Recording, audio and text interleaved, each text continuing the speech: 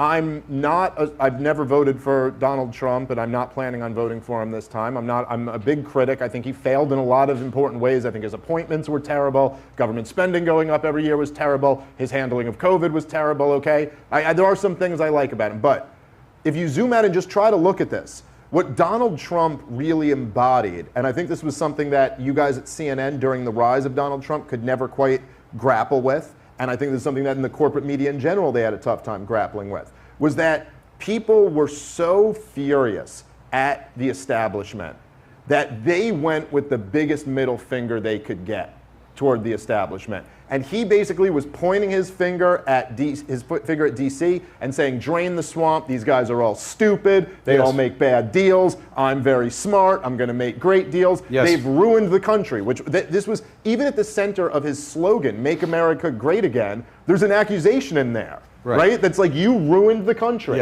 and now I have to come back and save it.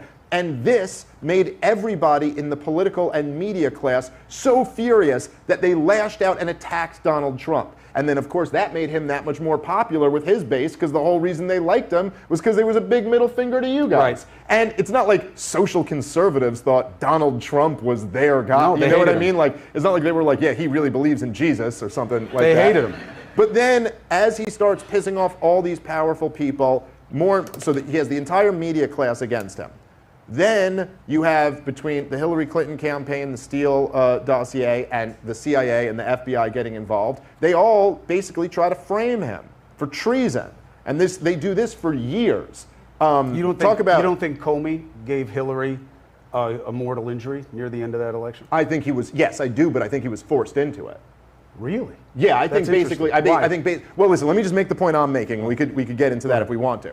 But as you look at this, so they frame this guy for treason. He ends up beating that, although they certainly boxed him in and he wasn't able to get through a lot of the things he wanted to. Then, in the year 2020, you have what is close to a color-coded revolution as you can get in the United States of America, between the protests in the streets, the attempted false flags like they did with Governor Whitmore, the October surprise, trying to frame Donald Trump supporters, like this is what the anti-lockdown Trumpers like. They overhaul the way we do voting in this country, feel however you feel about that, and Donald Trump is removed. Since then, he announces he's coming back running for president, and then the Justice Department is weaponized against him. His home in Mar-a-Lago is raided. All of these cases come down against him. I know Tucker Carlson made this point once, but we are escalating here. Like, you kind of wonder, if you map this thing out, where exactly are we going?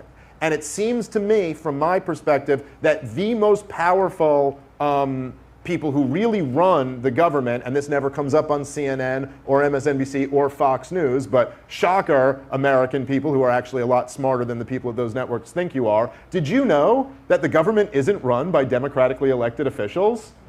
Were you aware that there's shadowy three-letter agencies that have much more power than the democratically elected officials? Well, those people are letting you know that Donald Trump is not acceptable, and he will not be president of the United States again. Now, what they're prepared to do to make that happen, well, yeah, that's the big question. We'll see. I wouldn't put anything past him. Look, I don't know about them. I've been doing this 25 years. I'm still trying to get my head around the idea that the FBI is a bunch of lefties.